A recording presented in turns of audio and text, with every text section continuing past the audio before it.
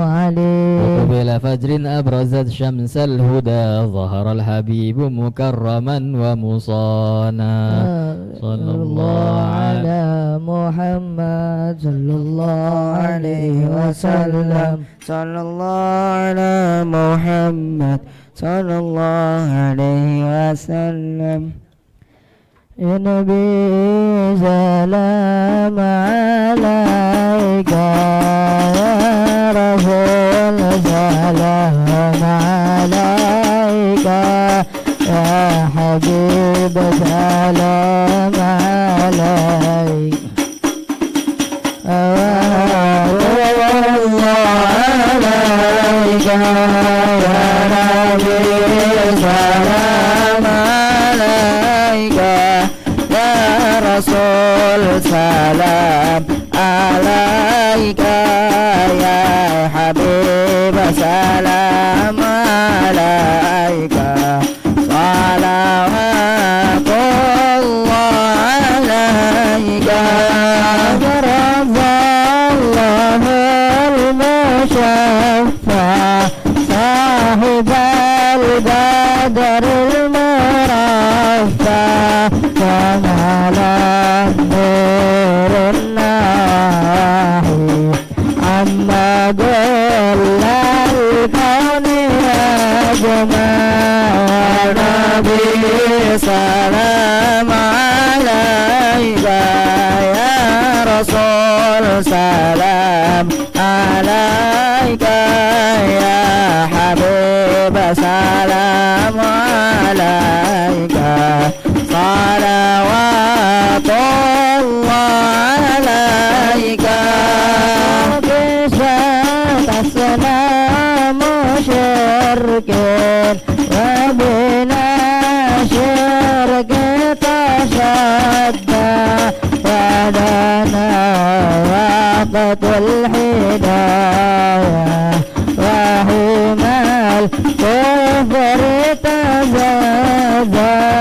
يا نبي سلام عليك يا رسول سلام عليك يا حبيب سلام عليك.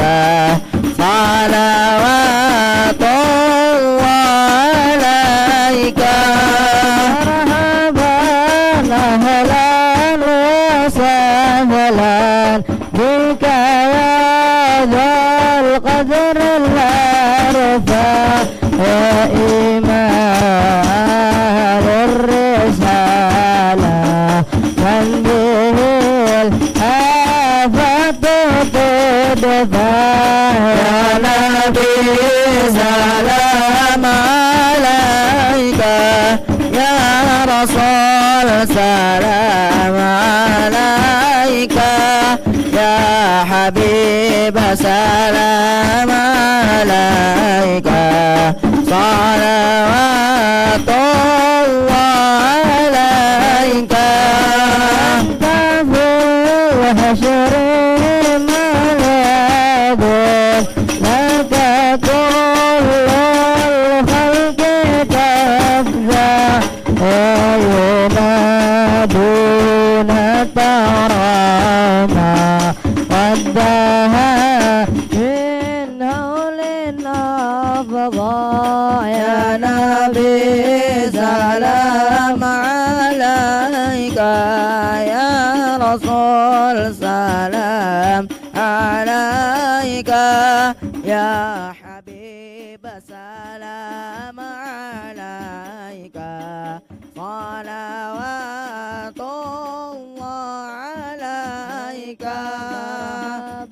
مرحبا يا نور العين مرحبا مرحبا جد الحسين مرحبا مرحبا يا نور عيني مرحبا مرحبا جد الحسين مرحبا فلا أنت فنسجد مرحبا وتنادى الشفاعة شفاعة مرحبا مرحبا مرحبا مرحبا جد الحسين مرحبا فعليك الله صلى مرحبا ما بدا النور ششعت مرحبا مرحبا يا نور عيني مرحبا مرحبا جد الحسين مرحبا وبك الرحمن نسأل مرحبا وإله العرش يسمع مرحبا مرحبا يا نور عيني مرحبا مرحبا جد الحسين مرحبا يا عظيم المن يا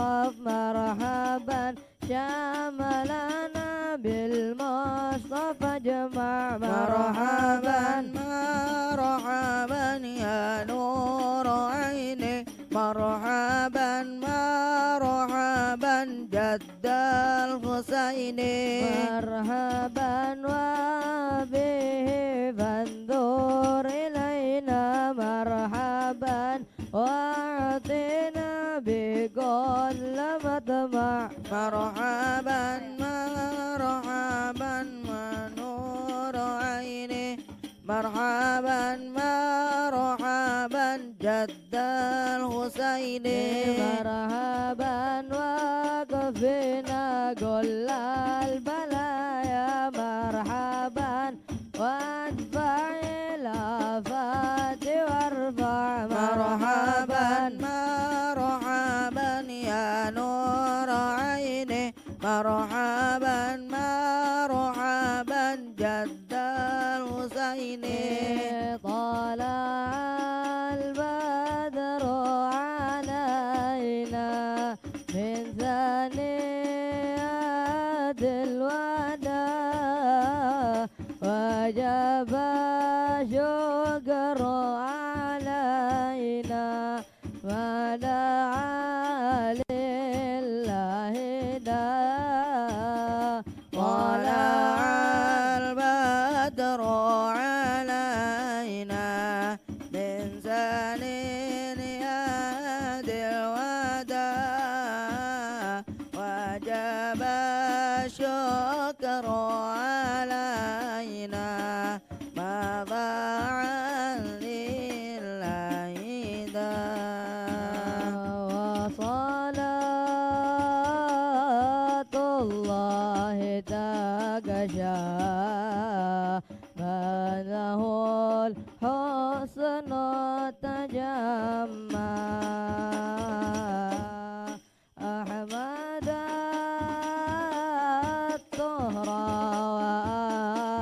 وآله والصحابة ما سنشا صلى الله على محمد مرحبا يا رسول الله صلى الله عليه وسلم مرحبا صلى الله على محمد مرحبا يا حبيب الله صلى الله عليه وسلم مرحبا اللهم صل وسلم وبارك عليه وعلى آله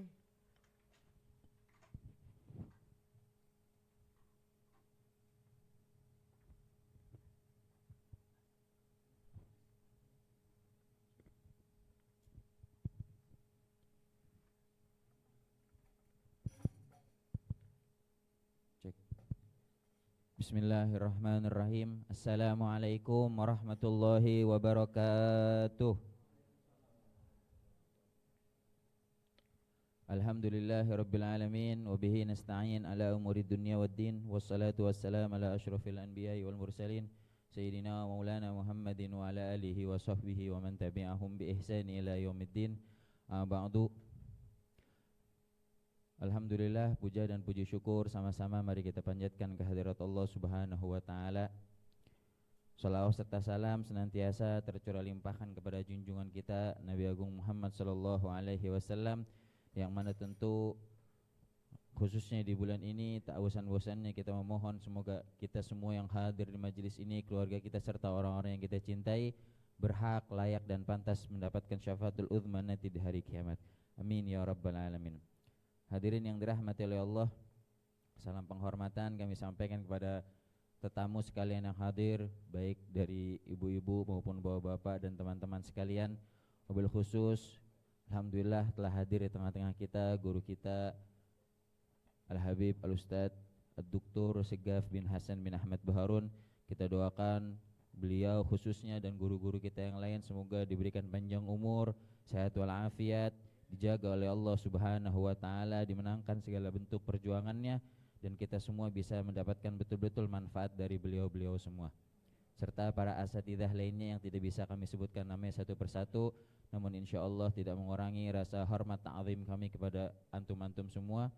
Mari sama-sama para jamaah kami menghimbau sebelum kita dengarkan bersama-sama nasihat dari beliau untuk bisa menyimak secara seksama, ditulis, kemudian kita amalkan bareng-bareng, niatin dari mulai majelis ini dimulai. Semoga keluarnya dari majelis ini kita dijadikan sebagai hamba Allah yang lebih baik lagi dari hari ke hari. Untuk mempersingkat waktu, kepada beliau waktu dan tempat kami persilahkan. Sallu ala Nabi Muhammad.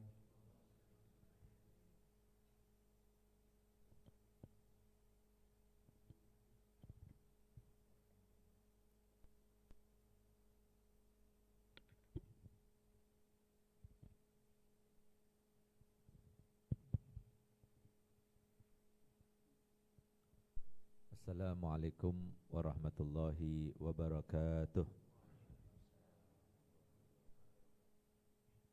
Alhamdulillahirabbil alamin. Wassalatu wassalamu ala asyrafil anbiya'i wal mursalin Sayyidina wa habibina wa syafi'ina wa nuri qulubina Muhammad Habibi rabbil alamin wa imamil ghurril muhajjalin wa ala alihi wa sahbihi ajmain. Subhanaka la ilma lana illa ma 'allamtana innaka antal alimul hakim. Rabbi shrah li sadri wa yassir li amri wahlul 'uqdatam min lisani yafqahu qawli, amma ba'du. Yang saya hormati, saya muliakan para habaib, para asatidzah, para tokoh masyarakat, khusus Habib Alwi Al-Haddad, Habib Hasan Al-Jufri, dan sahibul majlis Dr. Indrina, dan semua jajaran panitia serta hadirin hadirat yang saya hormati, saya cintai, saya banggakan dan saya doakan.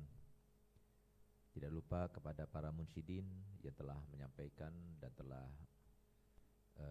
melakukan serta menyampaikan qasidahnya dengan sangat baik dan sangat rapi serta sangat indah.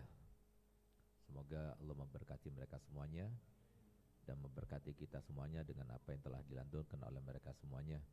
Amin ya rabbal alamin. Alhamdulillah, patut kiranya untuk kita panjatkan puja dan puji syukur kita kehadirat Allah Subhanahu wa taala, karena pada pagi hari ini Majelis Nur Hidayah, Nur Al-Hidayah ikut serta merasa bergembira, ikut serta merayakan hari kelahiran Nabi kita Muhammad sallallahu alaihi wasallam, yang berarti insyaallah ikut serta juga mendapatkan kemuliaan Nabi, mendapatkan keberkahan Nabi, juga mendapatkan rahmat serta karunia Nabi sallallahu alaihi wasallam yang dibaik-baikan di bulan Maulid ini. Yang insyaallah berkat apa yang kita laksanakan pada pagi hari ini, insyaallah tidak pulang kita dari tempat ini kecuali semuanya Allah ampuni dosa-dosanya, Allah kabulkan hajat-hajatnya, Allah sembuhkan penyakitnya, terutama penyakit hati Allah hilangkan dari hatinya, dan semoga Allah berikan karunia masing-masing berupa perjumpaan dengan nabinya di dunia dengan bermimpi dengannya, dan di akhirat mendapatkan syafaatnya, dan di akhirat insyaallah bertetangga dengannya di surganya insyaallah. Amin amin ya rabbal alamin.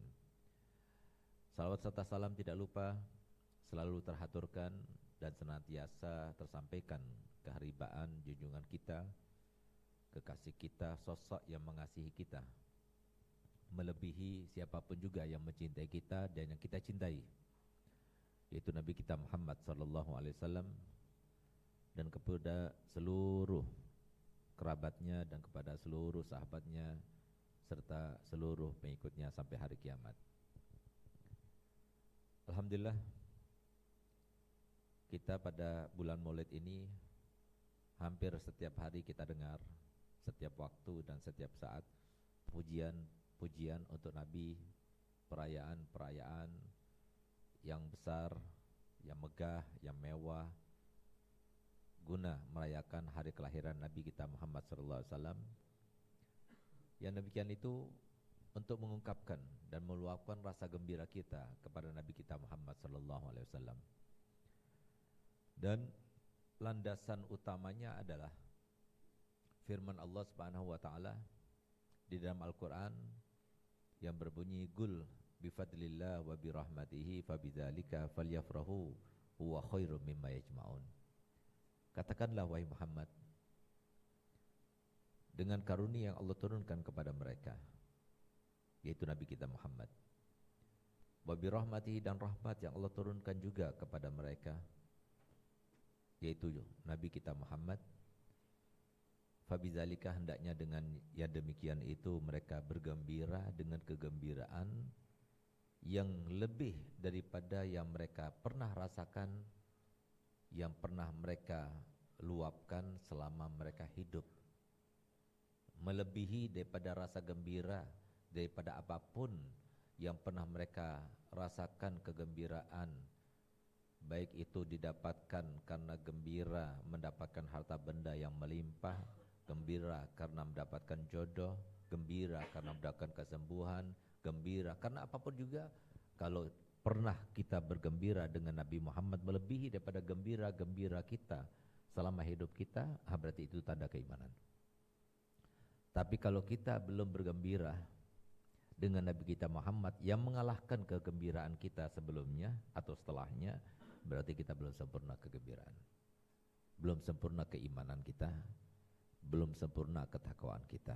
Jadi ukuran keimanan kita bisa diukur dengan cinta kita kepada Nabi Muhammad dan rasa gembira kita dengan Nabi Muhammad di atas kegembiraan kita terhadap apapun yang pernah kita gembira dengannya selama kita hidup di dunia ini. Semoga kita termasuk bergembira pada saat ini dengan hari kelahiran Nabi kita Muhammad SAW, dengan kita ikut merayakan hari kelahiran Nabi kita Muhammad SAW. Amin, amin ya rabbal alamin. Mungkin sedikit kita akan menguraikan kenapa kita harus bergembira, sehingga kalau seumpama kita gambarkan dalam kehidupan ini, kita mendapatkan karunia, wajah kita yang pas-pasan ini berubah menjadi wajah yang paling tampan di dunia ini. Gembiranya luar biasa. Harta kita yang pas-pasan, tiba-tiba kita mendapatkan uang 1 triliun rupiah. Sesuatu yang sangat tidak pernah kita duga sebelumnya.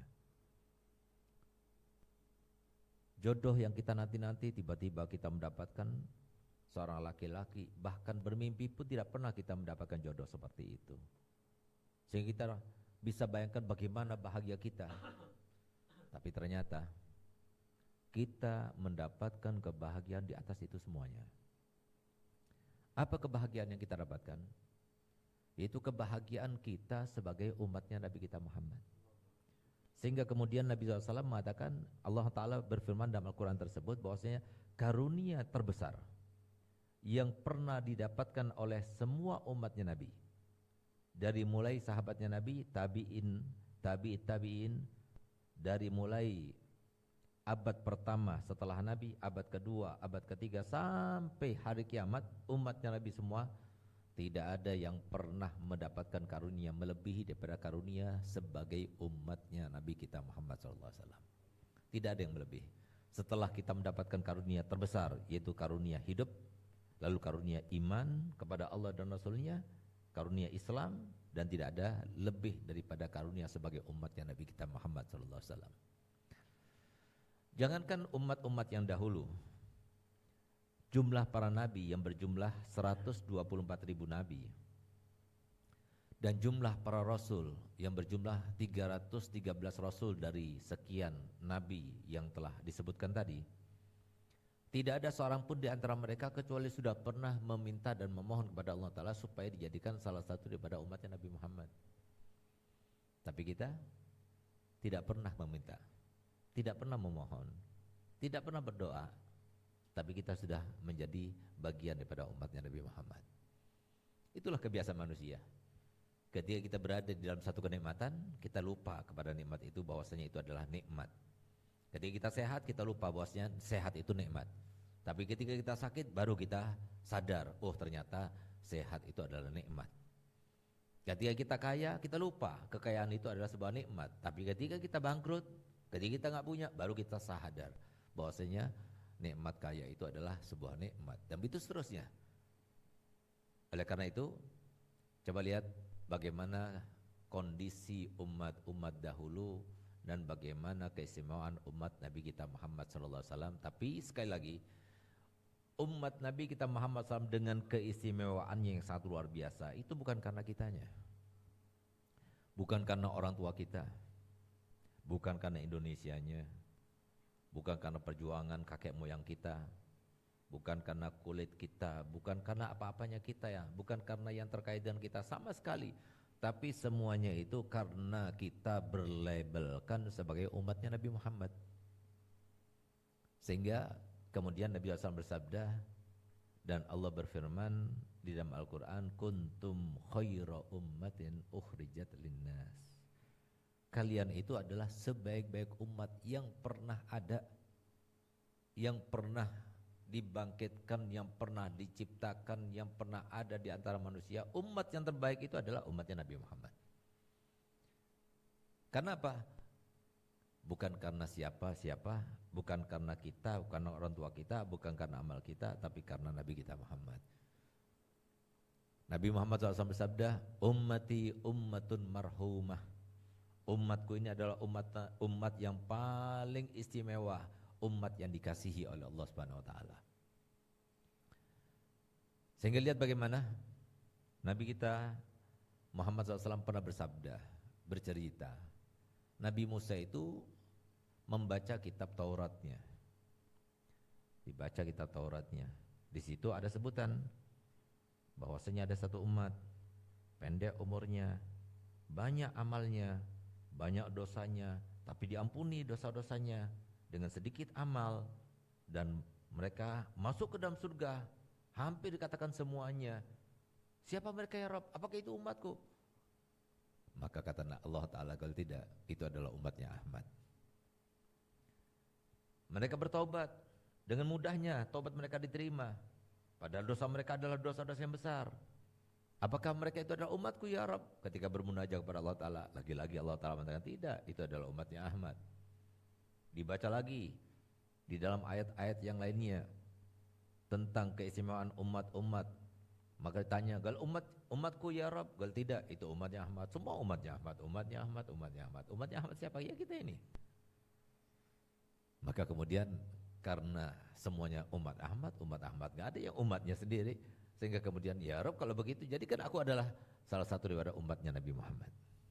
Nabi Musa salah satu daripada Nabi yang terbaik, 5 yang terbaik di antara Rasul-Rasul yang jumlahnya 313, yang terbaik adalah Nabi Musa. Tapi beliau berharap kepada Allah, berangan-angan, memohon kepada Allah Ta'ala supaya menjadi salah satu daripada umatnya Nabi Muhammad.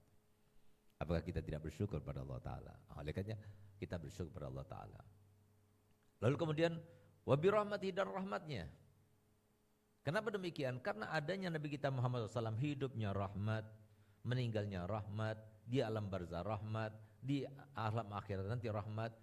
Jadi rahmatun kulluhu wa hazmun wa azmun wa waqarun wa izmatun wa haya'u. Semua hidupnya rahmat, matinya juga rahmat, hidupnya rahmat, untuk manusia rahmat, untuk hewan rahmat, bahkan untuk iblis pun rahmat, untuk setan pun rahmat. Jadi semua rahmat Nabi kita Muhammad SAW. Sehingga Allah Ta'ala firman dalam Al-Quran, wa ma arsalnaka illa rahmatan lil alamin. Kami tidak utus engkau wahai Muhammad kecuali sebagai rahmah bagi sekian alam semesta.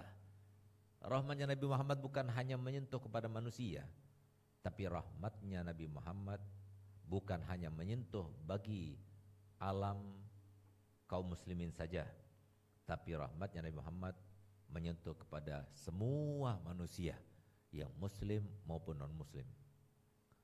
Kalau sudah rahmatnya Nabi Muhammad berada dalam rumah tangga itu akan bahagia. Kalau rahmatnya Nabi Muhammad ada pada seorang suami, suami itu akan bahagia, istrinya juga bahagia, anaknya juga bahagia. Kalau rahmatnya Nabi Muhammad ada pada seorang istri, istrinya itu akan bahagia, suaminya juga bahagia, anaknya juga bahagia.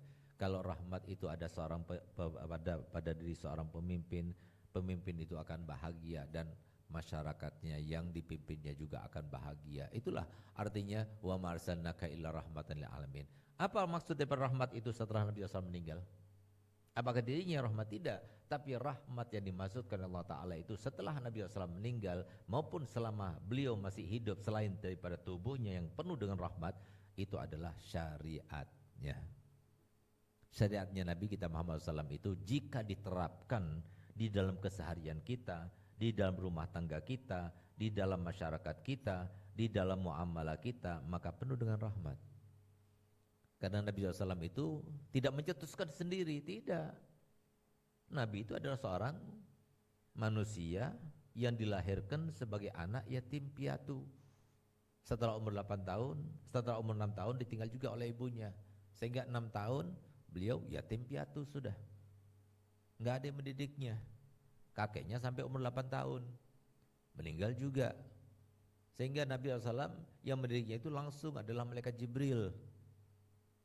Apa yang tindak tanduknya Nabi SAW itu sebagaimana Allah Ta'ala sudah menceritakan, ma yantiqu anil hawa in huwa illa wahyun yuha. Jadi apa yang tercetus daripada Nabi Muhammad, perilaku Nabi Muhammad, ungkapan dan ucapan Nabi Muhammad, semuanya itu bersumber daripada wahyunya Allah Subhanahu wa Ta'ala. Sehingga semuanya rahmat. Jadi mau cari tentang kurangnya syariatnya Nabi Muhammad susah. Dan tidak ada, mustahil ada, nggak mungkin ada. Mau cari bagaimanapun nggak bakal ada. Walaupun seperti yang dicancara mereka tentang poligami atau apa saja, nggak bakal ada. Kenapa? Kalau secara logika mereka pikirkan pasti nanti akan ada ketemu bahwasanya di situ ada hikmah, ada kebaikan. Cuma memang hawa nafsu ketika sudah berbicara ikut serta nimbrung di situ, maka akan membutakan diri daripada melihat sebuah kebenaran. Itu yang terjadi, sehingga dia tidak mau melihat kepada sebuah fakta dan hal-hal yang faktual sifatnya. Itu saja.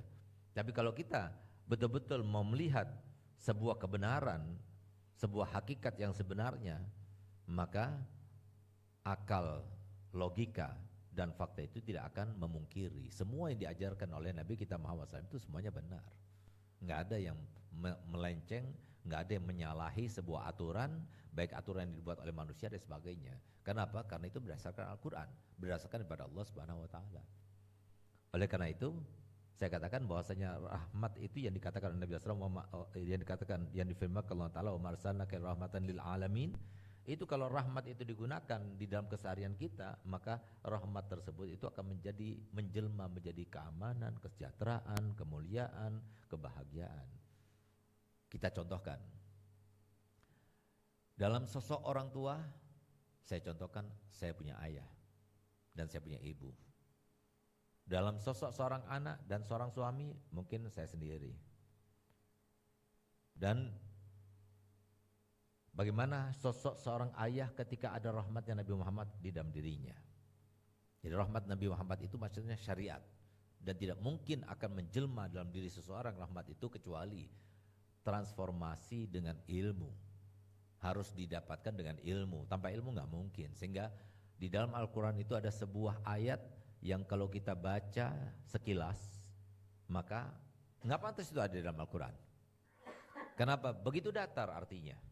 Tapi begitu kita selami, kita renungi, kita maknai mendalam, maka kita dapatkan, oh ternyata ayat itu yang membedakan antara orang yang baik dan yang tidak baik, orang yang sukses dan tidak sukses, orang yang bahagia dan tidak bahagia. Apa itu? Firman Allah Ta'ala berbunyi, Qul la yastawil ladzina ya'lamuna wal ladzina la ya'lamun. Beda antara orang yang tahu sama orang yang gak tahu. Coba lihat bagaimana anak-anak yang sekolah di sekolah umum sama yang sekolah di sekolah pondokan. Coba lihat, kalau kita datang, mohon maaf, saya ini kan asok profesor, sebentar lagi sudah profesor. Selain saya sendiri kiai, haji. Ya. Kenapa saya mengambil gelar doktor sampai ke profesor? Karena supaya kalau saya ngomong begini orang-orang percaya. Kalau saya berkata begini sebagai seorang kiai saja pasti mengatakan, wah itu kan musuhnya profesor, musuhnya doktor. Tapi saya sendiri yang mengatakan, saya sendiri kiainya, saya sendiri doktornya, saya sendiri rektornya, mau bilang apa? Kenapa? Nah, karena setan itu pintar sekali mencari celah. Bagaimana caranya supaya manusia yang mendengar ini nggak percaya. Jadi kita mencari gelar bukan untuk menjadi guru besar, untuk menjadi dosen terbang kemana-mana, tidak. Tapi saya mencari gelar itu hanya untuk menjadi senjata dakwah saja. Supaya karena orang itu kalau nggak pakai logika, nggak akal-akalan, mereka nggak menerima. Kalau nggak logis, mereka nggak terima. Nah, jadi seperti itu. Silakan kita pikirkan. Kalau kita pergi ke pesantren, kalau kita pergi ke sekolah-sekolah umum, atau sekarang kita tanya kepada antum semuanya, anak-anak sekolah itu, anak sekolah SD sama anak-anak sekolah SMP, nakalan mana? Jawab aja, biasa aja. Ayo, SMP ya, oke. Anak SMP sama anak SMA, nakalan mana?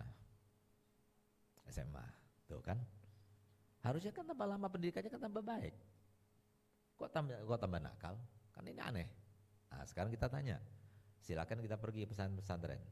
Pesantren itu jenjang yang sama sebanding dengan SD, SMP, dan SMA itu adalah ibtidaiyah, tsanawiyah, aliyah. Kalau kita pergi pesantren, kita tanya kepada mereka, para kiai, para ustadz, ataupun anak-anak yang pernah nyantren. Ini mereka, beliau ini sama seperti kita dari kecil pernah di Darun Najah di Jakarta, kemudian pindah ke Dalwa sampai selesai sampai S3-nya di Dalwa.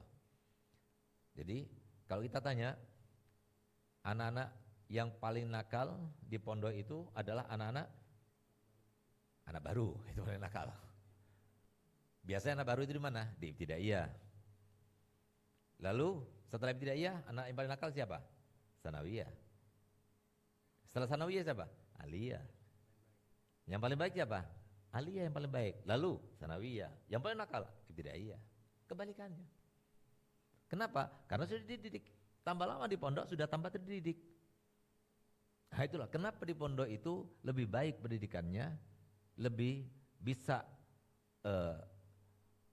lentur etikanya, dan lebih bisa diatur jadi akhlaknya dan sebagainya, karena mereka dididik dengan didikan Nabi kita Muhammad SAW. Rahmatnya Nabi ada di dalam diri mereka.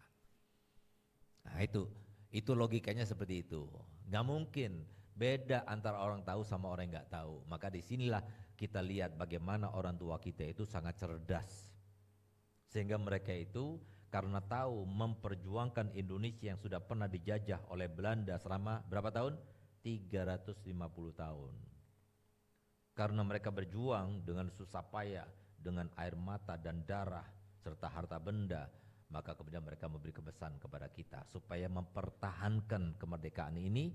Mereka berpesan dan diletakkan pesannya di dalam lagu kebangsaan kita, yaitu bangunlah jiwanya, bangunlah badannya, bangun jiwanya.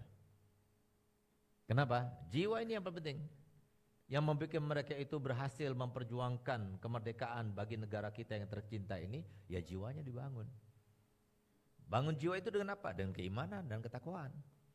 Dibangun budi pekertinya, dibangun akhlaknya, dibangun sopan santunnya. Dengan apa? Dengan ilmu agama. Nah, dengan ini akan terbangunkan. Nah, sekarang kalau sudah dijauhkan dari ilmu agama, bagaimana akan terbangunkan? Sopan santun tidak ada sama orang tua. Mau dapat doanya orang tua, yang ada orang tua memaki-maki, mengumpat-ngumpat dan sebagainya. Apakah generasi yang semacam itu akan menjadi generasi yang akan dibanggakan? Akan menjadi generasi yang emas di tahun 2045? Sulit sekali, karena enggak ada ilmu agamanya. Nah, oleh karenanya maka di sini Harus transformasi ilmu itu harus ada masuk. Sehingga kalau tidak tersentuh dengan salah satu daripada 4M tidak mungkin. Apa 4M? Yang pertama mondok. Jadi yang pertama itu yang terbaik. Karena di dalam mondok, di dalam pondok pesantren ada teori sekaligus praktek.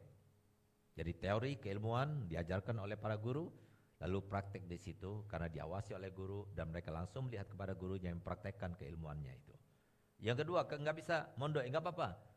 Tapi silahkan anak-anak dimasukkan di dalam pendidikan formal di pagi hari, tapi siang harinya masukkan di madin-madin yang ada. Sehingga apa? Mereka masih bisa mengadopsi ilmunya Nabi kita Muhammad SAW. Nggak bisa yang kedua, nggak apa-apa, masih ada yang ketiga. Apa itu?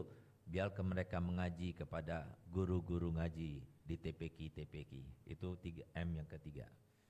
Dan yang terakhir, M yang keempat adalah majelis taklim. Alhamdulillah masih ada. Kalau sudah tidak tersentuh dengan 4M ini, dari mana mereka akan mendapatkan ilmu agama? Dari mana mereka tahu dengan bagaimana berbakti pada orang tua, bagaimana mereka itu sholat 5 waktu, bagaimana mereka itu tahu bahwasanya ini haram, ini halal dan sebagainya. Nggak ada yang tahu. Nah, oleh karena itu maka tidak mungkin kita bisa tahu, bisa bertakwa kepada Allah, bisa beriman kepada Allah tanpa ilmu. Karena arti daripada iman itu adalah keyakinan. Keyakinan itu nggak mungkin bertambah kecuali dengan pengetahuan. Pengetahuan itu tidak mungkin kita dapatkan kecuali dengan ditambah pengetahuannya. Harus ada transformasi. Nah, oleh karena itu maka itu yang harus kita tambahkan. Coba lihat bagaimana saya punya ayah. Saya punya ayah, tatkala sudah ada rahmatnya Nabi Muhammad dalam dirinya, 3 hari sebelum meninggal, saya punya ayah memanggil anak-anaknya.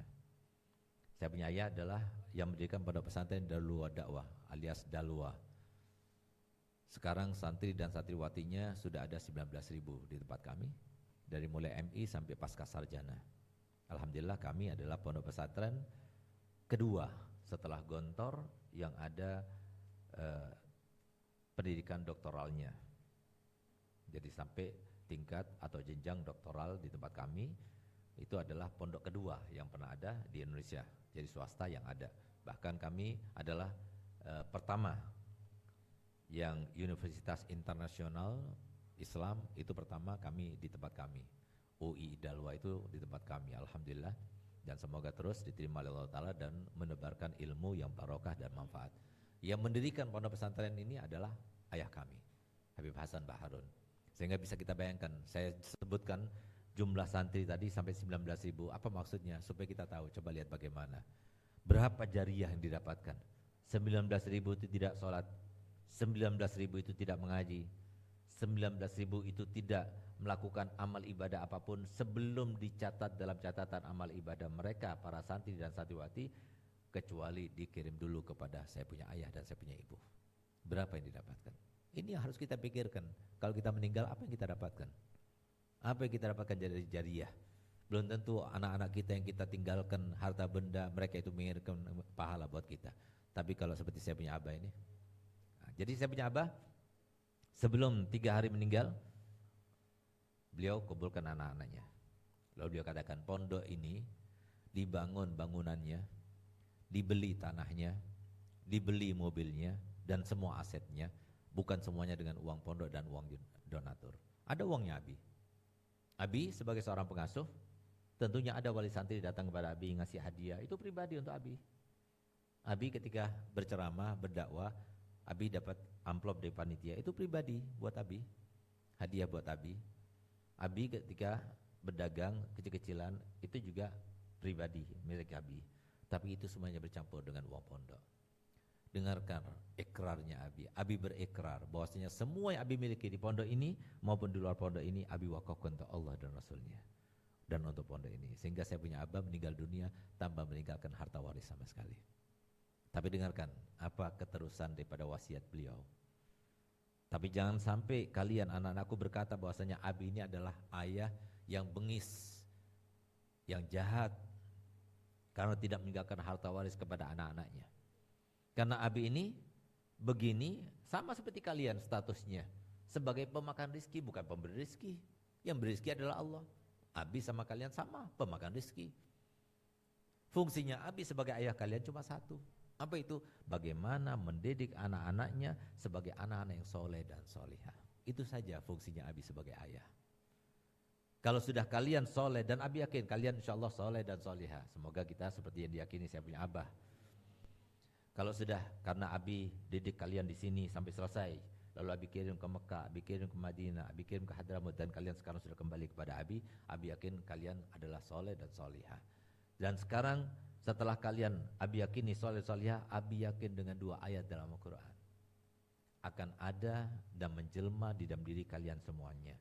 Yang pertama, Allah berfirman, wa huwa yatawalla sholihin. Kalau orang sudah menjadi soleh, yang mengurusnya itu langsung Allah, bukan orang tuanya lagi, bukan pejabat yang mana saja, bukan backing yang mana saja, tapi Allah sendiri akan mengurusnya. Dari urusan tetek bengeknya, urusan rumah tangganya, urusan rezekinya, urusan semuanya Allah yang mengurusnya. Itu yang pertama.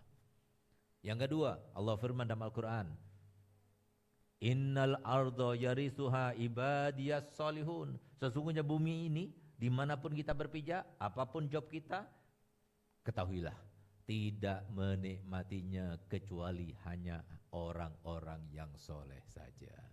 Jadi kalau kita belum menjadi orang yang soleh, sebagai siapapun juga jangan berharap kita akan menikmati dunia ini. Enggak bakal kita menikmati. Kita sebagai seorang suami, kita tidak soleh, enggak bakalan kita bahagia dengan istri dan anak-anak kita. Kita sebagai orang tua, kita tidak soleh, enggak bakalan kita bahagia dengan anak-anak kita dan istri kita. Kita sebagai apa saja, sebagai seorang pejabat, sebagai seorang apa saja, kalau kita tidak soleh, jangan berharap kita menjadi orang yang bahagia hidup di dunia. Karena apa? Itulah ketentuan dan ketetapan Allah yang punya dunia, Allah yang menentukan rezeki, Allah yang menentukan kebahagiaan, Allah yang menentukan semuanya. Allah lah yang menetapkan semacam itu. Siapa soleh? Soleh itu adalah yang melaksanakan semua hak Allah dan melaksanakan semua hak manusia, itu disebut orang soleh. Mana mungkin orang itu menjadi soleh tanpa ilmu? Bagaimana cara menjadi orang soleh? Dia nggak ngerti. Bagaimana haknya Allah, bagaimana hak manusia, dia nggak ngerti. Kemudian mau jadi soleh, ada orang jadi soleh secara otodidak? Nggak mungkin. Kecuali kalau namanya saja soleh, ya mungkin soleh namanya. Nah, tapi bukan kalau namanya soleh langsung jadi soleh, enggak. Tapi harus soleh, kalau mau jadi soleh ya harus belajar. Nah, itu saya punya ayah. Saya punya ibu, lebih mengherankan lagi. Oleh karenanya nanti siang nih jam 12.30 kami akan ada bedah buku. Buku yang kami tulis, buku yang ke-27 kami, Hubabah Khadijah, Sang Khadijah Zaman Now. Di mana demi Allah saya bersumpah bahwasanya ibu kami adalah sesuatu yang sangat ajaib hidup di zaman sekarang ini. Kenapa? Karena seumur hidupnya beliau tidak pernah mengeluh. Seumur hidupnya beliau tidak pernah bergibah. 3 hari hatam Quran, 3 hari hatam Quran. Kawin sama saya punya abah, demi Allah saya bersumpah dia tidak pernah berantem dengan suaminya. Enggak pernah marah sekalipun kepada suaminya. Enggak pernah membantah kepada suaminya. Enggak pernah minta pada suaminya. Kenapa bisa begitu? Karena beliau tahu hidup ini adalah sebuah cobaan, ujian. Seakan-akan hidupnya, kesimpulan daripada hidupnya itu bagaimana dia menjalani kehidupan yang Allah bukan secara kebetulan tapi sudah direncanakan. Allah merencanakan semuanya, bagaimana jalan di kehidupan ini yang Allah rencanakan ini dengan merespon, menerima segala ketentuannya tanpa ada pertentangan. Kalau baik dia syukuri, kalau tidak baik dia sabari. Itulah kehidupan saya punya ibu. Sehingga lihat perempuan, tapi subhanallah waktu meninggal dunia luar biasa yang mengantarkan jenazah, puluhan ribu orang, melebihi daripada yang mengantarkan jenazah saya punya ayah. Padahal saya punya ayah seorang alim terkenal dan sebagainya, tapi saya punya ibu yang mengantar luar biasa, karomahnya luar biasa dan sebagainya. Nah, ini salah satu contoh seorang ibu, seorang istri. Saya sendiri seorang ayah, seorang anak, seorang suami. Karena ada rahmat. Rahmat itu maksudnya ilmu. Saya belajar. Alhamdulillah ketika ibu saya masih hidup, saya kalau selaman sama ibu saya setiap hari, saya cium tangannya, saya cium dahinya, saya cium kedua kakinya. Kami berlima bersumpah untuk tidak mengatakan tidak kepada ibu kami. Kenapa? Karena kami tahu bagaimana haknya seorang ibu. Karena kami tahu ibu itu bagaimana kedudukannya. Karena kami tahu ibu itu adalah salah satu daripada pintunya surga. Ibu itu segala-galanya bagi seorang anak laki-laki. Kalau sudah ibu meninggal dunia, Rasulullah telah bersabda akan ada sebuah seruan di atas sana, di mana seruan itu bunyinya begini, telah meninggal ibumu yang karenanya aku mudahkan kau mendapatkan rezekiku. Telah meninggal ibumu yang karenanya aku mudahkan kau mendapatkan derajat tinggi di sisiku. Telah meninggal ibumu yang karenanya aku mudahkan kau melebur dosa-dosamu. Telah meninggal ibumu yang karenanya aku mudahkan kau mendapatkan pahalaku. Sekarang dia sudah tidak ada lagi. Carilah itu semuanya dengan susah payah. Beruntung yang mesti punya ibu. Tapi kalau sudah punya ibu lagi, habis sudah. Cari dengan susah payah. Tapi yang mesti punya ibu, beruntung. Lebih daripada ayah. Jangan pernah mengatakan tidak. Jangan pernah mengecewakan. Ikuti apa kata ibu, kamu akan menjadi raja di dunia. Tapi kalau seumpama sama ibu, kemudian gak sabar, sama ibu, kemudian tidak berbakti, susah hidupnya. Nanti akan dibalas oleh anak-anaknya. Nah itu saya sebagai seorang anak. Kenapa saya begini? Karena saya tahu ilmunya. Saya sebagai seorang suami, alhamdulillah saya kawin 27 tahun, ini saya punya ponakan. Biasanya anak saya ikut, biar jadi saksi. Nah, tapi paling tidak ini anak susuan saya. Saya 27 tahun kawin, saya gak pernah main tangan pada istri saya, alhamdulillah. Demi Allah saya bersumpah saya tidak pernah main tangan, gak pernah mendamprat, apalagi berkata dengan kata binatang. Kenapa? Saya takut kepada Allah. Karena Rasulullah telah bersabda, man kassara qalba mu'minin faka'annama haddamal ka'bata sab'ina maratan. Orang yang melukai perasaan orang mukmin walaupun hanya dengan satu kalimat, dosanya itu sama seperti menghancurkan Ka'bah sebanyak 70 kali. Kami tahu, sehingga kami tidak melakukannya. Kami merasa bahwasanya istri kami itu di atas kami. Bisa jadi dia itu wali Allah, kita nggak berani melukai perasaannya atau mengganggunya atau menyakitinya dan sebagainya. Nah, itu kenapa? Karena saya tahu. Sedangkan kalau suami saya nggak seperti Habib, ya karena mereka nggak tahu mungkin. Salah sendiri. Makanya jadi bagaimana supaya kita itu dapat rahmatnya Nabi? Transformasi ilmu.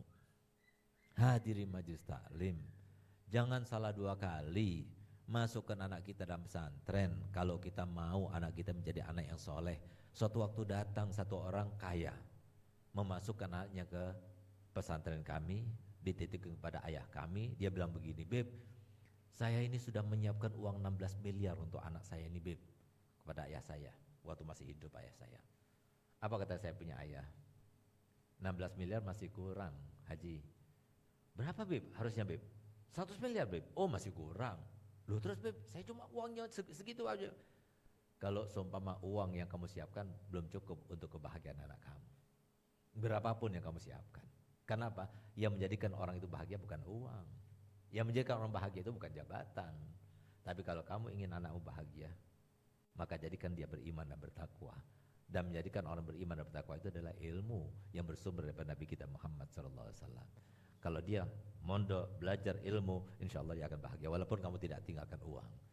Semoga kita termasuk yang mau memasukkan, menjejelkan dan mengadopsi ilmu Nabi kita Muhammad dalam hati kita. Yang karenanya kita meninggalkan sholat, jangan tinggalkan sholat. Kenapa? Tinggalkan sholat bikin kita sengsara.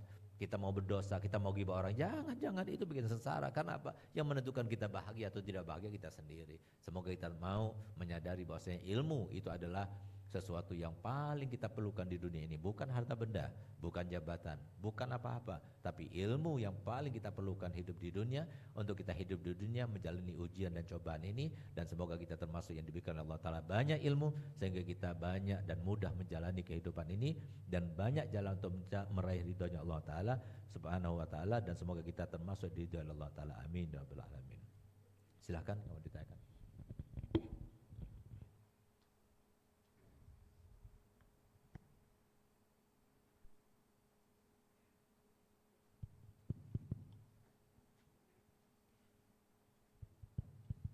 Alhamdulillah, sama-sama sudah kita mendengarkan apa yang disampaikan oleh guru kita Al-Ustadz Dr. Al-Habib Segaf bin Hasan Baharun. Kemudian tadi beliau mengisyarahkan kepada para hadirin, baik ikhwan maupun akhwat yang ingin bertanya, tafadhol silahkan. Beliau mempersilahkan untuk para jamaah yang ingin bertanya, silahkan bertanya kepada beliau.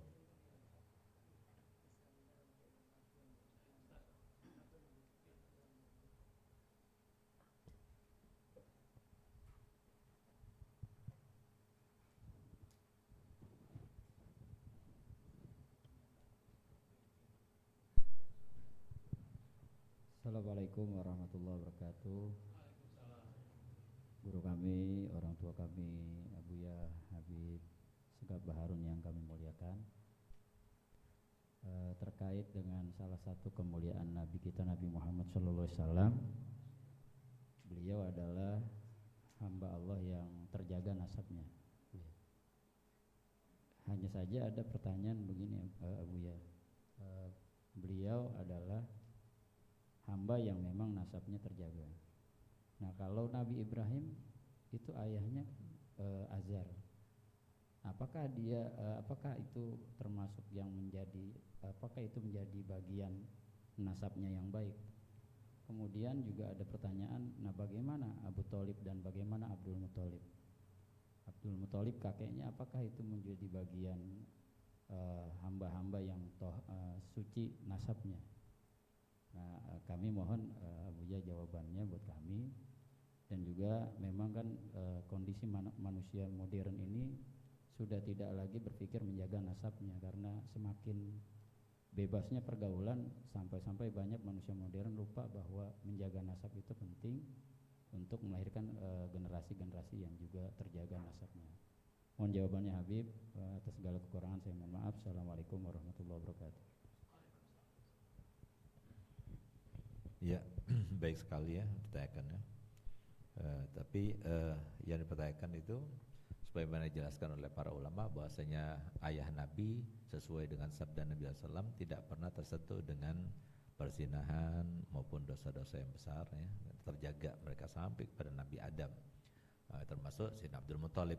Jadi Abdul Muthalib itu walaupun hidup di zaman fitrah ya, ya, tapi beliau itu terjaga daripada minum-minuman ya, daripada perzinahan dan sebagainya, karena beliau itu adalah seorang yang haibah, yang disucikan oleh kaumnya, karena beliau itu adalah seorang yang paling jauh daripada kemaksiatan, sehingga kemudian dia dituakan dan dirajakan sehingga karena kebersihannya. Jadi jelas kalau Sayyid Abdul Muthalib jelas itu kakek moyang. Kalau Azar seperti yang disebutkan tadi itu paman daripada Sayyidina Ibrahim, bukan ayahnya ya, paman. Yang menyembah patung itu, yang jual patung itu papanya Sayyidina Ibrahim, bukan ayahnya langsung, sedangkan ayahnya sudah meninggal pada masa kecilnya. Dan kebiasaan orang Arab itu kalau paman itu dianggap ayah, apalagi sudah nggak ada ayahnya, dipanggilannya itu ayah gitu, dipanggil ayah. Seperti Abi Lahab ketika dia mendengar bahwasanya Nabi SAW itu telah lahir, maka dia langsung memerdekakan Suwaibah yang memberikan kabar gembira. Karena begitulah paman itu kepada keponakan itu begitu cinta, itu kebiasaan orang Arab itu. Sehingga mereka itu menganggap itu adalah ayah, paman itu ayah gitu. Tapi kalau kebersihan nasab daripada ayah dan kakek moyangnya Nabi SAW itu sudah berdasarkan hadis sahih, sama sekali nggak ada yang tersentuh dengan perzinahan, minum khamar, itu tidak sama sekali gitu loh. Mereka terjaga. Nah, oleh karenanya maka kita diperintahkan untuk menjaga memang nasab dan keluarga itu, karena memang pengaruhnya itu sangat besar sekali. Wala taziru waziratun wizra ukhra. Memang benar namanya dosa itu tidak diwarisi, tapi pengaruhnya itu ada gitu. Pengaruhnya itu ada.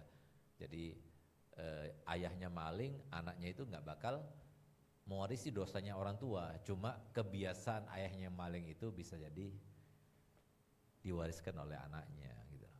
Tapi bukan berarti ayahnya maling itu dosanya akan diwarisi oleh anaknya, tidak. Cuma kebiasaan-kebiasaan yang tidak baik dari seorang ayah, begitu pula yang biasa dimakan yang tidak baik oleh seorang ayah itu bisa menularkan ketidakbaikan pula, sesuai dengan sabda Nabi SAW, man akalal haroma asot jawarihu sya'at am abad alimat walam ta'lam. Yang biasa makanannya haram, mau tidak mau anggota badannya itu akan digunakan untuk maksiat, mau tidak mau, sengaja atau tidak sengaja akan seperti itu gitu ya. Ahwat, ada yang bertanya? Cek. Baik, tadi ada satu pertanyaan, mungkin dari jamaah ibu-ibu, akhwat yang ada yang bertanya silahkan.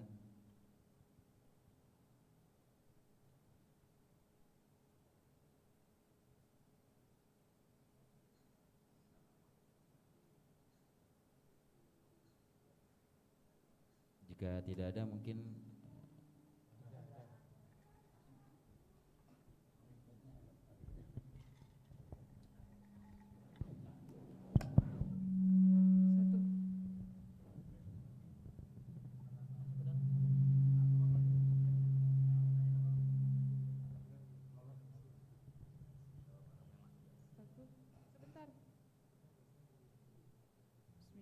Bismillahirrahmanirrahim. Assalamualaikum warahmatullahi wabarakatuh.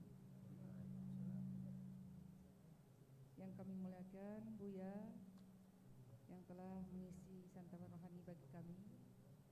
Alhamdulillah di sini tertera bahwa Allah mengangkat hambanya yang berpengetahuan. Jadi pengetahuan ini sungguh-sungguh sangat berguna bagi kehidupan kita.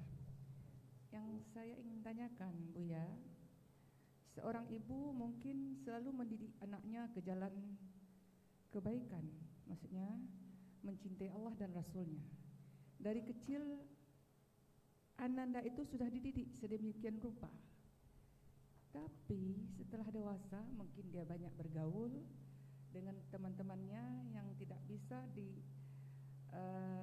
apalagi oleh orang tuanya, sehingga waktu kecil itu salatnya begitu teratur, auratnya begitu tertutup.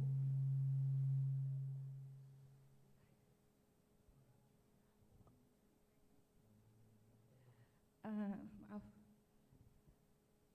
Tapi setelah dewasa Buya, mungkin apakah tidak terpantau lagi oleh orang tuanya, sehingga banyak hal-hal yang menyalahi, maksudnya buka aurat, salatnya ya enggak tertib waktu masa kecilnya.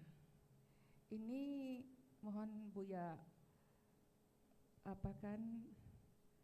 sampaikan kepada kami bagaimana kami harus memperbaiki akhlak anak ini. Padahal anak ini sudah kita bawa umrah berapa kali, tapi saya nggak tahu lah bagaimana cara memperbaiki akhlaknya. Kadang-kadang kita sebagai orang tua sedih melihatnya. Apakah kami, karena dia belum berkeluarga, apakah seorang ibu itu punya tanggung jawab kepada Allah dan Rasulnya? Demikian Buya. Assalamualaikum warahmatullahi wabarakatuh. Waalaikumsalam warahmatullahi wabarakatuh. Iya, jadi pendidikan itu memang gak cukup dengan teori saja ya. Teori saja yang disampaikan oleh seorang guru maupun seorang pemateri itu nggak cukup, tapi harus didukung oleh lingkungan dan juga kemauan daripada yang mendapatkan materi itu. Jadi kemauan itu perlu kepada doa, makanan yang halal, itu pendukung daripada kemauan daripada yang mendapatkan materi, si anak itu maksudnya. Sedangkan lingkungan itu penunjang utama, lingkungan untuk supaya si anak itu benar-benar mempraktekkan teori tersebut. Oleh karena itu, kenapa saya katakan tadi bahwasanya 4M itu yang paling utama itu adalah pondok pesantren. Contohnya seperti saya, alhamdulillah saya masih teringat sampai sekarang, dari mulai umur 6 tahun saya tidak pernah meninggalkan sholat jamaah. Jadi alhamdulillah sampai sekarang, alhamdulillah seingat saya nggak pernah dari umur 6 tahun sampai sekarang ini saya berbicara kotor atau bicara dengan binatang, saya nggak pernah. Alhamdulillah saya sholat malam terus dari umur 6 tahun sampai sekarang, alhamdulillah. Kenapa itu? Didikan saya punya ibu. Kenapa demikian? Karena saya masuk pondok langsung. Saya di lingkungan pondok dan lingkungan ibu saya karena orang tua saya itu tinggalnya di pondok.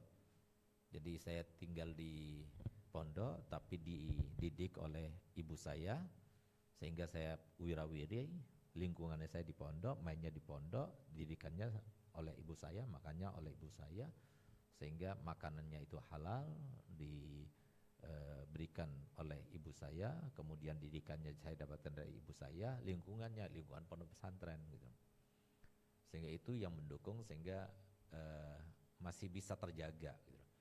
Sementara sekarang ini mungkin belajar seperti sekarang ini belajar, wah sekarang semuanya ingin berubah, ingin apa berjanji, ingin beribadah dan sebagainya. Tapi begitu keluar ketemu lagi sama teman-temannya, lain lagi ceritanya gitu loh. Karena yang namanya lingkungan sangat luar biasa. Oleh karenanya ada sebuah istilah berkata begini, kalau seumpama sekarang ini, zaman sekarang ini, yaitu zaman yang penuh dengan fitnah, ya, kalau ada seorang ustadz yang mengawasi anaknya, anak didiknya selama 24 jam dengan kondisi lingkungan yang ada sekarang ini, masih kalah. 24 jam diawasi, apalagi tidak mengawasi sampai 24 jam gitu. Apalagi pakai megang handphone, apalagi pakai media internet, televisi dan sebagainya. Ya susah zaman sekarang ini. Nah, sehingga jadi bagaimana cara menyelamatkan anak sekarang ini? Jadi cara menyelamatkan anak sekarang ini, yang pertama, jadi sholat 5 waktu harus dijaga. Karena sholat 5 waktu itu adalah sebuah jaminan. Jadi sholat 5 waktu itu jaminan sesuai dengan firman Allah Ta'ala, inna sholata tanha anil fahsyai wal munkar. Sholat itu bisa mencegah daripada perbuatan keji dan mungkar, asalkan sholat itu diterima. Bagaimana caranya supaya sholat itu diterima? Sholat jamaah. Nah itu yang pertama, sholat 5 waktu jamaah, pastikan itu. Yang kedua, pastikan setiap hari anak-anak itu harus baca Quran. Kalau seumpama anak kita itu sebelum, ambil satu waktu yang tepat, yang tetap.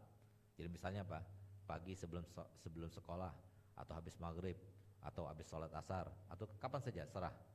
Nah, jadi selama anak itu setiap hari baca Al-Quran, selama itu pula Al-Quran itu bisa membentengi dia, bisa menjaga dia. Huwa lilladzina amanu hudan wa shifa. Yang namanya Al-Quran itu bagi orang yang beriman petunjuk dan juga obat. Jadi selama kita itu membacanya, Quran itu seperti mantra, mandraguna, dia itu menjaga, membentengi kayak jimat gitu. Nah, itu yang kedua. Yang ketiga, harus diadopsi dengan ilmu agama. Harus. Karena saya baru-baru ini bertemu dengan salah satu konglomerat ternama di Jakarta sini. Dia punya anak. Anaknya itu salah satu daripada 5 terbaik setingkat anak tersebut di Jakarta sini. Ikut saya kemana-mana, ikut saya selama beberapa hari. Subhanallah, ikut saya berapa hari dalam berdakwah itu, langsung dia terbawa, dia terikut, padahal dia mau dikirim ke Hafat. Tapi subhanallah dia langsung ikut, dia bilang, "Bah, saya mau ke Dalwa saja." Jadi apa? Jadi ternyata anak itu haus banget gitu loh. Jadi ketika tahu dia mendengar dengan nuansa agama dan ilmu agama, jadi ternyata mereka itu tertarik gitu. Cuma siapa yang menyampaikan? Siapa yang mau beritahu? Siapa yang mau bawa kepada orang-orang yang bisa menyampaikan yang semacam itu gitu. Nah, jadi yang salah itu memang orang tuanya, dalam hal ini orang tuanya. Itulah maksudnya Nabi SAW bersabda dalam hadisnya, sayati alaikum zamanun halakur rajuli ala yadai abawai. Bakal datang suatu zaman nanti di mana pada zaman itu kebinasaan seseorang itu justru terletak kepada orang tuanya. Memang gak ada orang tuanya yang mau membinasakan anaknya, tapi dia salah meletakkan pendidikannya. Di sinilah jadi letak orang tua itu menjadi sebab binasa anaknya. Jadi tidak meletakkan pendidikan yang tepat. Jadi nggak bisa orang tua itu mendidik langsung anaknya, susah. Karena apa? Namanya orang tuanya sekalipun dia orang alim, nggak bisa langsung mendidik anaknya, nggak bisa. Jadi harus diserahkan kepada orang lain. Nah, jadi karena apa? Awwalu ma yuhramu barakatul alim ahlu waladu. Pertama kali akan diharamkan berkahnya orang alim itu justru anak dan istrinya. Jadi walaupun ayahnya itu orang alim, itu nggak bisa langsung mendidik. Jadi harus dititipkan ke orang lain. Apalagi ayahnya dan ibunya bukan orang alim. Nah, jadi jangan sampai kita itu kepedean banget untuk kita itu mendidik langsung. Jadi harus dititipkan, harus disekolahkan, harus diasuh dan dididik oleh orang lain yang pendidik dia. Sehingga dikatakan dalam istilah laula murabbi ma araftu rabbi. Jadi harus ada murabbi itu. Yang keempat, yang terakhir, harus dengan doanya seorang ibu, dibantu dan ditunjang dengan doanya seorang ibu. Bangun malam minta sama Allah supaya dijaga anak itu. Insya Allah dengan 4 hal itu terjaga. Walaupun dahsyat fitnahnya, walaupun lingkungannya sudah parah, tapi dengan 4 hal itu insya Allah masih terjaga. Tapi kalau sudah 4 hal itu tidak terlaksana, sulit sekali. Ditambah lagi yang kelima sunnah, kalau bisa lingkungannya itu dijaga. Jaga teman-temannya, jangan asal-asalan, tapi pilih teman-teman yang soleh. Nah, jadi insya Allah dengan 5 hal itu anak kita akan terjaga daripada fitnah akhir zaman.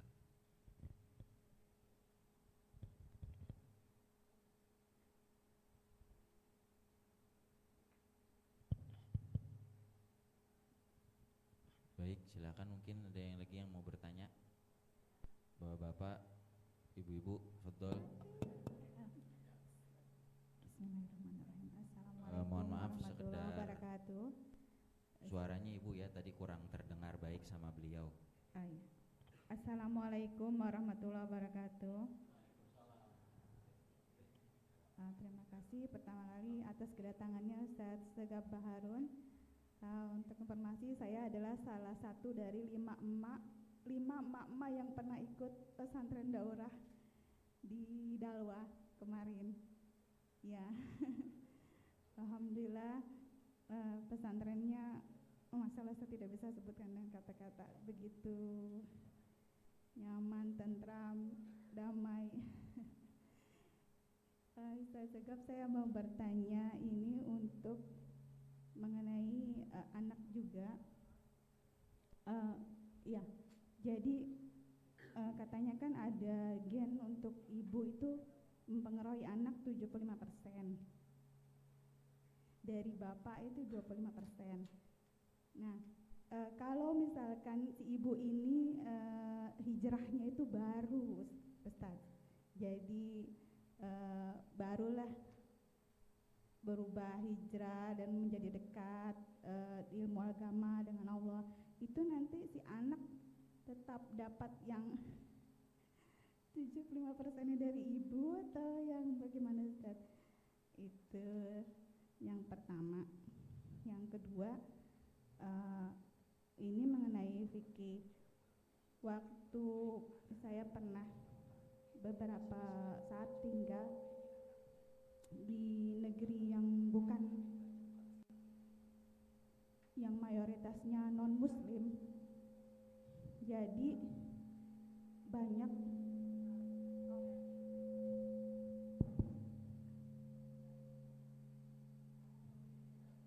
ya, jadi banyak mu'alaf Islam yang kena mental health. Jadi kebanyakan mereka justru kena mental health lalu masuk Islam. Tapi begitu masuk Islam, merasa Islamnya itu terlalu keras buat mereka. Jadi mereka memilih kalau di Indonesia kan banyak ditakut-takutin, kalau nggak sholat masuk neraka, kalau ini nggak masuk neraka. Nah, kalau sama mereka, kalau di Indonesia masih bisa, tapi kalau sama mereka ditakut-takut seperti itu, mereka malah jadi keluar dari agama Islam.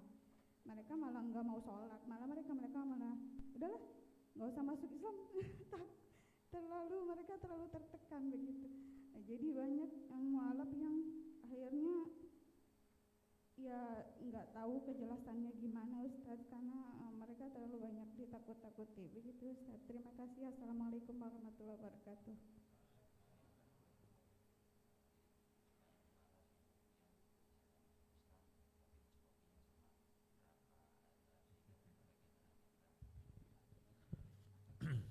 Iya, baik sekali ya pertanyaannya, mewakili para ibu dan para mu'alaf, para muhajirat yang baru hijrah. Yang pertama, seorang yang baru hijrah mungkin apa tidak dia itu mendidik anaknya. Jadi semuanya itu kembali kepada diri masing-masing ya. Jadi kita itu harus menjadi seorang yang profesional ya. Jadi kalau kita itu memang merasa dirinya itu mampu dan mumpuni untuk mendidik dirinya sendiri, apalagi orang lain, mampu memang, ya bismillah gitu. Tapi kalau sekiranya dia merasa dirinya tidak mampu, ya titipkan kepada orang lain. Karena memang anak dan istri kita, keluarga kita ini kan tanggung jawab gitu loh. Jadi seperti ditanyakan oleh penanya pertama tadi, apakah nanti menjadi tanggung jawab kita, anak kita? Iya. Nah, Rasulullah telah bersabda dalam hadisnya, awwalu ma yata'allaqu birrajuli ahluhu waladuh. Pertama kali akan mempersulit kita, memojokkan kita, memintai pertanggungjawaban kita itu justru istri dan anak-anaknya. Jadi mereka yang akan mempersulit kita nanti, mempersoalkan kita, bukan orang lain, justru anak kita dan keluarga kita itu yang akan mempersoalkan. Kalau kita itu mampu, ya didik sendiri. Nggak mampu, ya serahkan kepada pondok pesantren ataupun lembaga pendidikan yang ada supaya kita lepas tanggung jawab kita. Nah, jadi seperti itu. Kembali kepada individu masing-masing. Kalau kita mampu ya silahkan. Kalau nggak mampu ya kita harus tega gitu loh. Karena itu kan demi masa depannya mereka. Nah, tapi ada satu hal yang harus kita pahami, yang banyak orang yang tidak memahaminya karena tidak menggali ilmunya Nabi kita Muhammad SAW. Di dalam dunia ini kata Nabi kita Muhammad SAW, harus kita melepaskan. Jangan justru kita merangkul dan kita melibatkan. Jadi harus kita banyak melepaskan ikatan-ikatan itu. Tapi justru kita itu terus menambah ikatan-ikatan lebih banyak lagi daripada yang sudah ada. Padahal ajaran Nabi SAW itu kepada kita adalah lepaskan semua ikatan. Enak hidup di dunia. Itu yang diajarkan oleh Nabi. Karena sesuai dengan apa yang disampaikan oleh Allah Subhanahu wa taala, yang kemudian firman-Nya itu diperintahkan dan dianjurkan untuk membacanya setiap kita mendapatkan musibah dan ujian, yaitu inna lillahi wa inna ilaihi rajiun. Artinya apa? Kami semua milik Allah dan kami semuanya kepadanya akan kembali. Jadi artinya apa? Kita ini enggak memiliki. Sudah dinyatakan oleh Allah Ta'ala, kita ini tidak memiliki. Sementara kita selalu mengatakan, ini milik saya, suami saya milik saya, ini anak saya, dan sebagainya. Itu salah. Itu salah. Itu yang menjadikan kita itu terbelenggu. Sehingga apa? Kasih sayang kita salah, cinta kita salah, kita labuhkan. Akhirnya kita sendiri yang susah. Karena apa? Karena sebetulnya mereka itu nggak perlu kepada itu semuanya. Nggak perlu. Tapi perhatian kita cukup. Kalau kasih sayang kita, itu otomatis itu akan kita berikan untuk mereka. Tapi cinta kita jangan. Cinta kita untuk Allah dan Rasulnya. Karena itu akan menguntungkan kita untuk kita nanti di akhirat. Allah Ta'ala sudah menyatakan dalam Al-Quran, di mana Allah Ta'ala firman, yauma yafirrul mar'u min akhihi wa ummihi wa abihi wa sahibatihi wa banih likulli imri'in minhum yawma idzin sya'nuy yughni. Pada saat itu, hari itu, semuanya akan berlarian dari kita. Suami kita, ayah kita, saudara kita, anak kita, semuanya berlarian. Ketika kita panggil, hei suami, hai ayah, hai ibu, siapa bilang aku ayahmu, siapa bilang aku ibumu, siapa bilang, semuanya berlarian. Kenapa? Karena ingin lepas tanggung jawab. Takut sampai di dunia dulu ada kezaliman yang sekarang akan dituntut oleh Allah SWT. Salah kita melabuhkan cinta. Rasulullah memerintahkan lepas itu semuanya. Tambah kita bisa melepas, tambah plong hati kita. Saya punya ibu seperti itu. Sehingga apa? Nah, dia cuma merasa ini titipan. Sama seperti saya punya HP ini, saya titipkan kepada seseorang. Apakah kemudian HP yang saya titipkan kepada seseorang daripada Mursyidin ini, dia akan mencintainya? Dia tidak, dia megangnya aja. Ini titipan Habib Segaf, ini amanat, dia pegang aja. Dia tidak akan mencintainya. Kenapa? Dia tahu ini titipan. Nggak bakalan dia akan mencintainya. Kenapa? Dia mencintainya, dia rugi sendiri. Nah, kenapa? Dia bukan miliknya. Nanti bentar lagi akan diambil sama Segaf. Rugi dong saya hanya kepikiran, padahal ini bukan. Harusnya seperti itu. Semua yang kita miliki seperti itu harusnya. Nah, oleh karena itu Maka anak itu harus kita tega untuk kita letakkan di pondok pesantren, tega untuk kita dididik oleh guru kita, tega ketika guru kita kemudian memberikan sanksi dan sebagainya. Jangan kita kemudian ketika disanksi akhirnya kita mau nuntut dia dan sebagainya. Nah, itu nggak benar. Kenapa? Karena kita salah di dalam mana. Jadi serahkan kepada mereka, mereka yang mampuni, mereka yang mendidiknya sesuai dengan porsinya dan sebagainya. Sudah ada ilmunya itu. Nah, itu. Kemudian yang kedua adalah ketika seseorang itu mendapatkan di Islam itu begini, begitu dan sebagainya. Kenapa demikian? Ya karena memang ilmu itu sekarang ini jadi saru ya. Karena setiap orang yang bukan ahlinya sudah ngomong, seorang yang bukan ahlinya sudah berbicara. Sekarang ini mudah sekali ibu-ibu, ukhti-ukhti semuanya. Orang pakai gamis saja, pakai imamah langsung jadi ustadz. Itu di Indonesia gitu loh, mudah sekali. Nah, makanya coba setiap dakwah bikin seperti ibu-ibu ini sekarang ini, bagus sekali. Cara seperti ini bagus sekali. Jadi bukan cuma khutbah saja, khutbah semuanya bisa. Orang bodoh pun juga bisa, asalkan bisa ngomong gitu loh. Nah, tapi kalau seperti ini, setiap khutbah pemaparan setengah jam, pertanyaan setengah jam. Nah, orang yang cuma khutbah takut dia mau ditanya gitu loh. Karena kalau nggak mempunyai ilmu yang mumpuni, dia takut untuk ditanya gitu. Harusnya seperti itu. Nah, jadi sekarang ini yang disebutkan oleh Nabi SAW, nanti bakal datang suatu zaman kasirun khutoba'uhu golilun fugahu, banyak ahli pidatonya tapi sedikit fugahanya, fikihnya sedikit. Jadi kita ini baca kitab fikih itu dari kecil sampai yang besar. Sama Habib Zain Smith, satu hari itu baca sampai 11 kitab. Kita baca kitab faraid itu sampai 11 kali hatam. Nah, jadi nggak mudah gitu. Jadi bukan kitab itu langsung baca, langsung kita baca hadis langsung baca, enggak, ada harus baca rawinya sebagainya. Ada langkah, ada tahapan-tahapannya, bukan langsung begitu saja gitu. Nah, orang sekarang kan gampang saja. Dalilnya apa? Dalilnya apa kalau kita baca, kalau semua saya baca dalilnya mau diapain? Mengerti bahasa Arab juga enggak? Orang sekarang gini, minteri, sudah bodoh minteri gitu. Nah, hanya cuma taunya dalilnya apa gitu. Ayat berapa, surat berapa, terus mau diapain ya? Tinggal di-googling aja, di-googling. Jadi itu ayat berapa, surat berapa. Cuma jangan tanya kepada saya, kok cuma tanya itu, tanya aja di Google. Kan aneh, cuma gara-gara di doktrin seperti itu hanya supaya kelihatan wah hebat, cuma begitu aja. Nah, tapi gak ada isinya, kosong gitu. Nah, jadi itulah doktrin orang-orang sekarang ini. Jadi memang Islam itu mudah, rahmat semuanya. Coba lihat bagaimana saya punya abah dan saya punya ibu yang sudah didapatkan di dalam keduanya itu rahmat. Keduanya itu selalu mengingatkan kepada saya tentang 4 PR kehidupan. Itu harus diingatkan kepada saya terus, awas jangan lupa 4 PR kehidupan, 4 PR kehidupan. Apa itu 4 PR kehidupan? Yang pertama, jangan pernah merasa lebih baik dari satu orang pun. Itu yang ditanamkan oleh saya punya abah, saya punya ibu. Sehingga saya berani bersumpah semua dari samping saya ini semuanya, kanan saya, depan saya semuanya lebih afdal dari saya. Karena baik itu yang ditanamkan saya punya abah. Jangan pernah merasa lebih baik dari satu orang pun.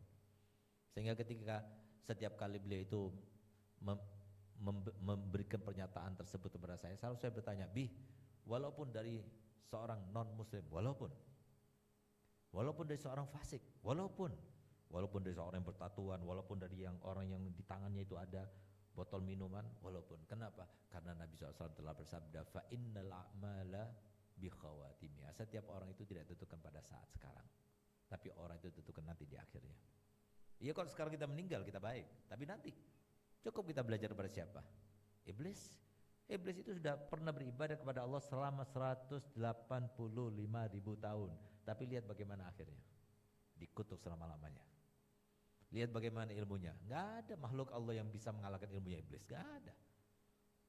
Ilmunya iblis juga terkalahkan. Oleh karena jangan pernah merendahkan ilmunya iblis. Iblis itu pintar. Nah, tapi lihat bagaimana akhirnya, dikutuk sama Allah Ta'ala. Jadi jangan pernah merendahkan orang, itu yang pertama. Jangan pernah merasa lebih baik dari satu orang pun. Yang kedua, jangan pernah membenci kepada satu orang pun. Kalau kita masih benci kepada satu orang, berarti hati kita masih ada apa-apa. Karena apa? Karena nggak ada yang serba kebetulan, semua sudah direncanakan. Kita punya suami kayak begini, kita punya istri kayak begini, kita punya orang tua kayak begini, kita punya anak kayak begini. Itu sudah direncanakan sama Allah Ta'ala. Karena apa? Allah Ta'ala firman, وَجَعَلْنَا بَعْضَكُمْ لِبَعْدٍ فِتْنَةً أَتَصْبِرُونَ. Kami ciptakan, kami jadikan antara satu dan yang lainnya sebagai ujian dan cobaan. Untuk apa? Kami ingin tahu, sabar apa tidak kalian.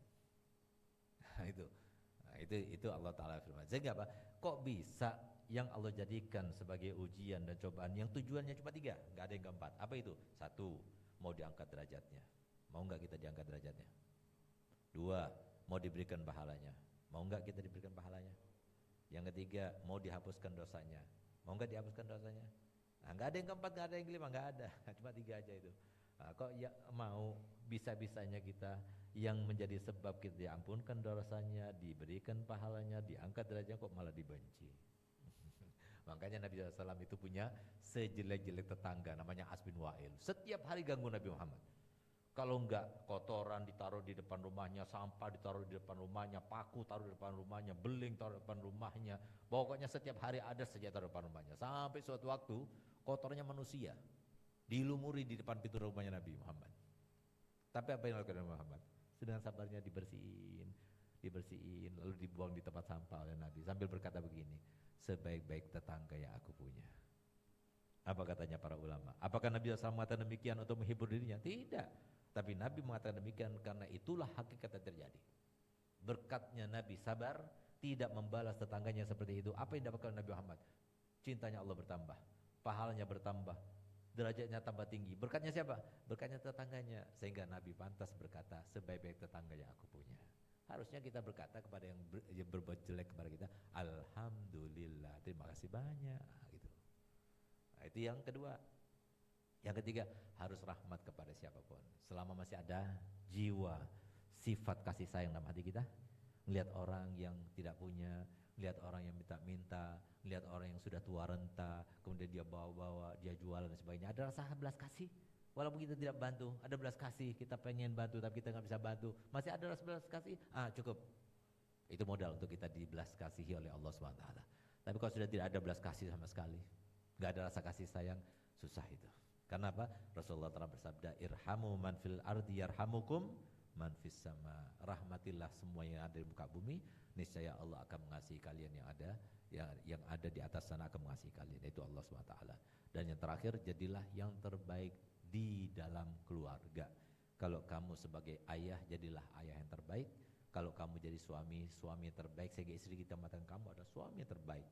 Anak-anak kita mengatakan kamu adalah ayah yang terbaik. Orang tua kita mengatakan kamu adalah anak yang terbaik. Kalau kita sudah dikatakan yang terbaik oleh keluarga kita, pastikan kita adalah yang terbaik sisi Allah. Sehingga Nabi SAW bersabda, khairukum li ahli wa ana khairukum li ahli. Yang terbaik di antara kalian adalah yang terbaik di antara keluarga kalian, dan aku adalah yang terbaik di dalam keluargaku. Semoga kita semuanya terbaik di dalam keluarganya masing-masing, dan semoga kita diridhoi oleh Allah Ta'ala dan dicintai oleh Rasulnya. Amin, amin, ya Rabbal Alamin.